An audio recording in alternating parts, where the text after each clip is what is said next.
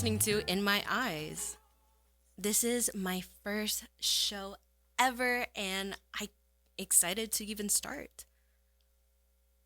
Today, I'm going to talk about some childhood and how childhood shows impact mental health.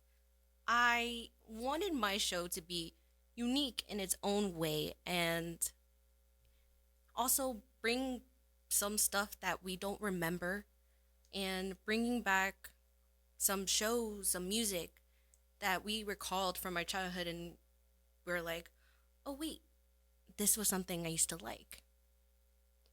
I want to start with music and how much it greatly impacts someone's mental health and how incredible music can be, especially when we're in a very dark place. I know for a fact from my own experience that music has helped me get to a better mindset, get to move forward and lessen either what episode I was on either my depression episodes or an anxiety attack. And it all depended on, for me, certain artists and their music and their meaning. I know people, they say that they have to listen to something upbeat because if they listen to something depressive, it just brings them into such a deeper depression. For me, it's not the same in that sense because I have to listen to something that expresses the feeling that I'm going through as well as the mentality I have at that point in mind.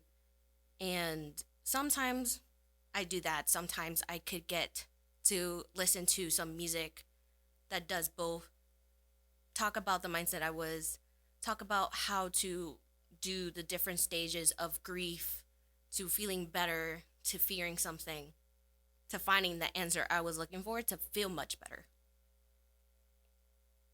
There's two different artists, and one is a group, one is a solo artist.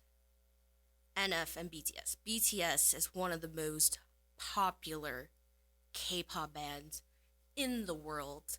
Um, they have achieved such greatness and are also doing a campaign called Loving Yourself or Love Yourself. And it's so important, especially since their target audience is young adults, teenagers that are experiencing bad times to help them get to a better part of their lives to improve their lives. They also have a series of music slash albums that plays part of it. It's Love Yourself, Her, Love Yourself, Fear, and Love Yourself, Answer, giving you stages of going through either love, either yourself, or fearing something within yourself, fearing something of letting go of the supposed person that who you believed to be someone great in your life but wasn't. While you have NF, which is another one of the artists I was talking about earlier, where NF is the he has to express himself through his music, and the words that he uses are incredible. That they actually talk about certain topics that are so tough to talk about that are not mentioned, especially since he is a man. And a lot of men tend to withhold their feelings, their ideas, their thoughts, everything they're feeling, they tend to hold it in. NF isn't like that. He even says in some of his songs that he has to use his music to express the way he is. And he even says how much of his fans tell him how much his music means to them. He's not very popular. And I think he should be because even me when I need to express myself to go through and cheer myself out, especially in a difficult time, his music, even though it's such a heavy subject topic type music, especially his lyrics, there's something about his music that makes you want to listen to more. He uses his lyrics to express both what he has felt in such a poetic way. And I love it. I tend to, when people ask and talk about like rappers that they like, especially when they're down, they want to talk about some rappers that are repeating the same phrase or words, sentence over and over again. For me, music has to be not just the beat. A lot of people they prefer the beat to help them, but I'm the type of person who needs the both the beat and the lyrics to come together because that's what makes a song. Not just the beat, even though the beat sometimes takes the influence, but the lyrics, the words, the feelings, the inspiration towards those words are important to me. BTS, even though BTS is a Korean boy group band that they are incredible on trying to express themselves even though they're not speaking English. And I find that great because even though like they're not speaking the same language as I am, because I speak two languages. I speak both English and Spanish. They speak Korean. Music is a universal type language. Music is an art form that is incredible, and I love it the most. You have music that makes you want to like know what's going on. They have music that makes you want to listen to each one of those words and what brings it together, what brings it so to be so popular. BTS started blowing up here in the US when it came to DNA, when it came to Dynamite, to permission no permit that I don't need permission to dance. They blew up because of those songs. And what people don't get is that that's not what made them them. You had songs like Butterfly that talk about someone unfortunately doing self harm and killing themselves, or you had I Need You, where the music video shows different personalities, different people going through tough times, needing something to feel better.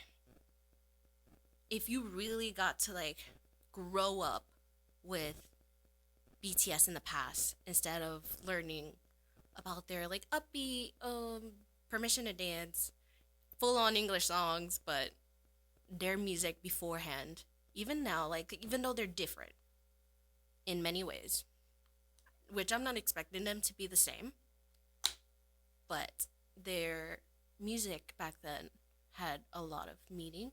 You had Fake Love, where not only was it a catchy like rhythm beat and it was just unique in its own way, which I love the most.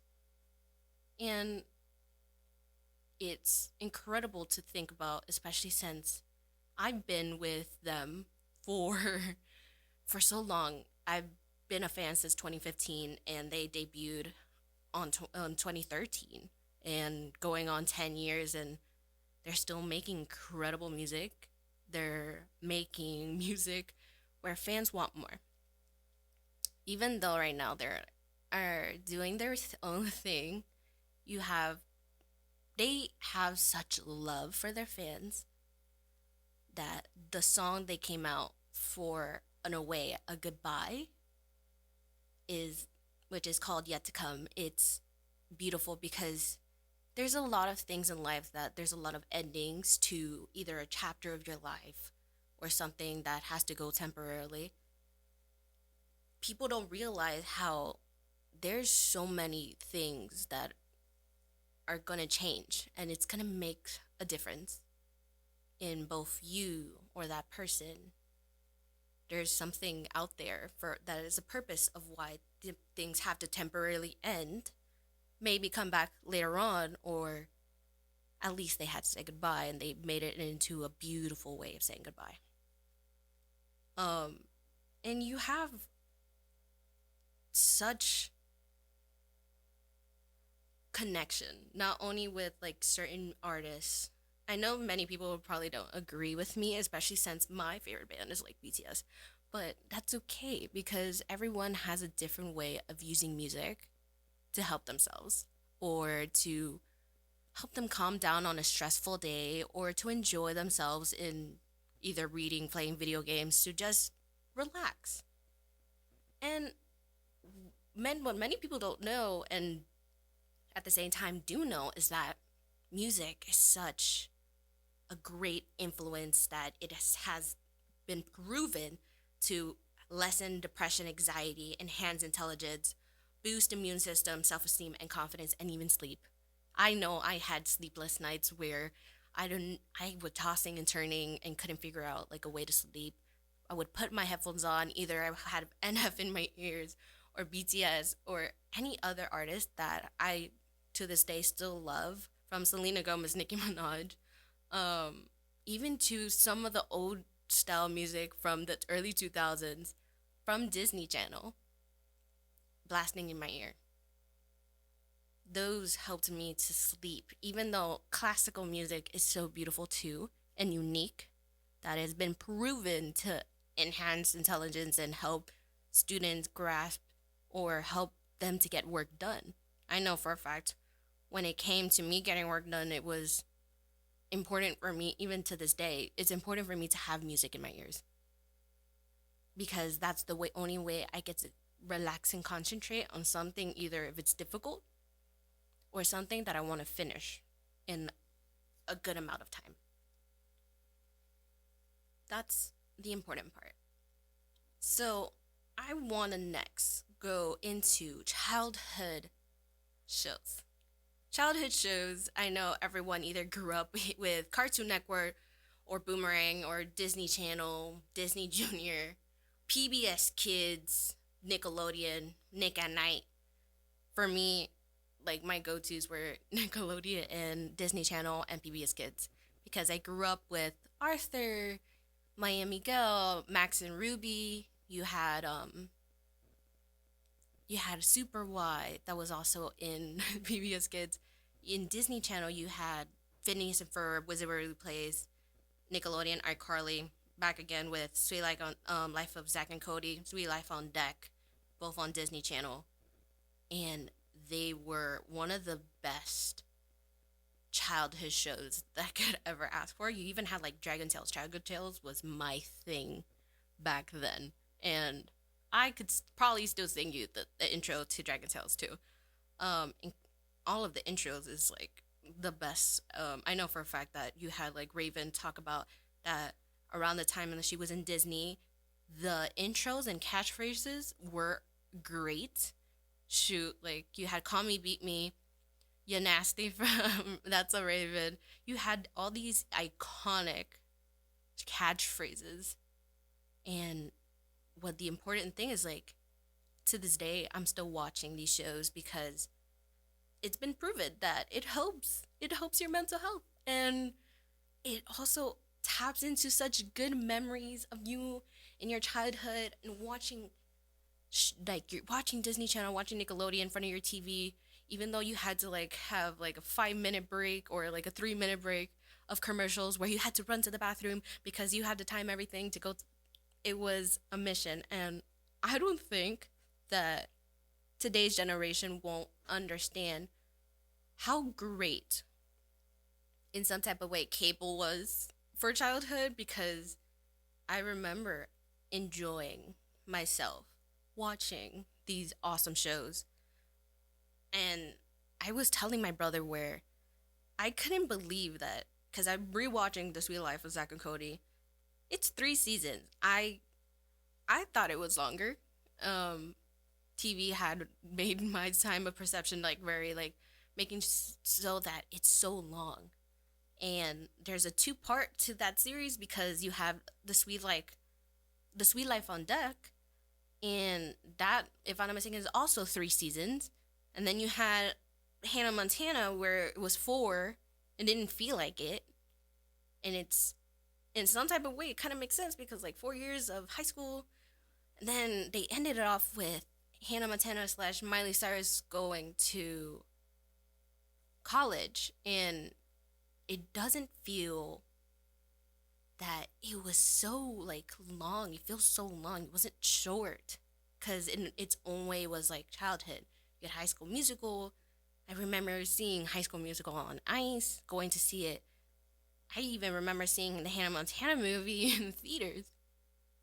And even till this day, I enjoy myself watching, even though they're cheesy and some of the jokes are incredible to think about, but it's good watching something that I have good memories to. And I love it.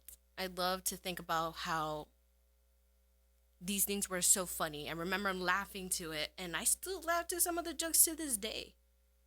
Like the iconic quote from Sweet Life of Zack and Cody, where how do you lose a woman? You forget to cherish her. That's like that. Like all these memories are being brought up back on TikTok, on Instagram Reels, because people love remembering such good memories from childhood. I've seen things where people forget how incredible these shows were, and there were movies like people forgot, and I thought I was the only one who knew about it. Sometimes I tend to forget how certain things were popular and how it disappeared as time went on. But I'm glad that now I get to watch things from the past and love it and have an enjoyable time just watching. Feel like I'm a child again, that I'm like 5, even though I'm 21 now, and I can't even believe that I'm right now in my third year of college, of university. And sometimes my brother and I, we just rewatch things like The Avatar, The Last Airbender all over again, even though we watched it, or watch Power Rangers from the beginning to not even the new ones, because the new ones are in its own way different, but it's good to remember how things were when we were just kids, not having to worry about bills, not having to worry about taxes, how about having to pay for school, for books, all of that. It's good to remember the little things that made us happy, from being shows to even toys. Oh my god, the toys. I had an obsession with Disney. So Disney was one of my favorite growing up, having Disney princesses. Oh my goodness. It was like one of the most important things of my life. I have porcelain dolls to this day where they're in good condition, where I don't even touch. They're out of the box like nothing. They're not even, I think they've only been out of the box once on my third birthday. And there's still new things coming out. Disney is expanding in different types of cultures, both generational trauma now, where you have like things like Mirabel from Encanto, where Mirabel felt that she wasn't good enough for her abuelita, her grandma. And even though like sometimes we're the odd ones out, sometimes we're the black sheep of the family, it's okay to be, because you still have a purpose in someone's life where it's okay to be different. And being different is it's okay. I prefer to be the rare gem in a pile of diamonds, things that are so common. I prefer it. And thinking about things that bring my feelings up, making me happy, like music and watching TV shows, especially growing up with these good music. I grew up with music all my life. Grew up dancing, grew up having fun with music. Music has always been something that I enjoyed, and was important to me even back then. And it will continue being important to me. And my family to this day are the biggest supporters I got, and I am very happy to have them in my lives. They always tend to remind me that it's okay to be me, and it's okay to like listen to the music I like. They're very good supporters of my passion for BTS or any artist that I have been wanting to see. Even though concerts are very expensive, they know that music has always helped me, and any type of art form where if I want to go to a gallery, they'll take me to a gallery or drop me off at a gallery because I love any type of art, and from paintings to drawings to sculptures to music. All of these to me are art, and there's different types of art, which is the good thing. Sidetracked on a lot of things that are you have things that mean the world to me, both music and watching things that have good memories. It's important to remember that even though we are growing up, we have resources to live those good moments all over again, which is great. Like you have streaming platforms where you get to hear and or watch the movies that we loved.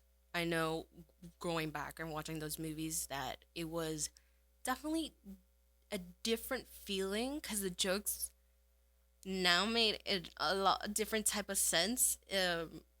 Some of those jokes that were there were definitely different than I could imagine. Even though they're funny, you as an adult go back and look, how was that a childhood show type joke? But it's the funniest thing just to like remember something so supposedly funny, something iconic, be so different, even though it's still funny to this day.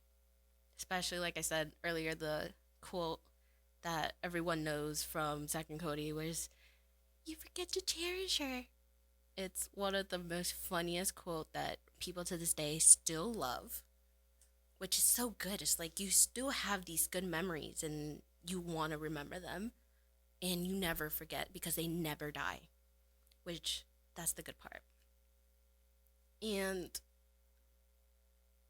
it's incredible to think about like how I used to like prepare for these movies. Like we would get popcorn, get ready, how they would actually hype up these movies that would come out. I remember for High School Musical, both 2 and 3, they did like a summer thing where you either learned how to dance, the choreography, some behind the scenes, some questions, something to prepare.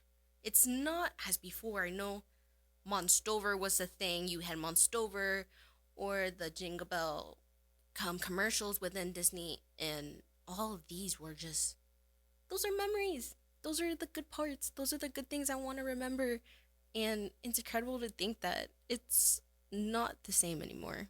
Disney isn't the same because I've tried watching the new shows and they're not as good as the ones back then. Maybe just like my mindset changing. And then again, generation has changed, and the mindsets of the ones that are younger are much more different, and they're more careful to think about the things they put on shows, but as well as like what people don't realize, even though supposedly there are shows that didn't show the social justice type things or the things that are happening now back then. And then you have things like on TikTok where they show you that they did go over stuff like that. They did go over around the times how important certain subjects were to talk about within shows. They did go over it. We just don't remember it, but they did go over it. And it's incredible to think that people don't realize that all these shows taught us different lessons on being unique. Even though Zach and Cody, they were jokesters, they cared about the people who they were around. And regardless if they like made a mistake, they tried to fix it in the best way they could, even though sometimes they made a mess. You had Phineas and Ferb.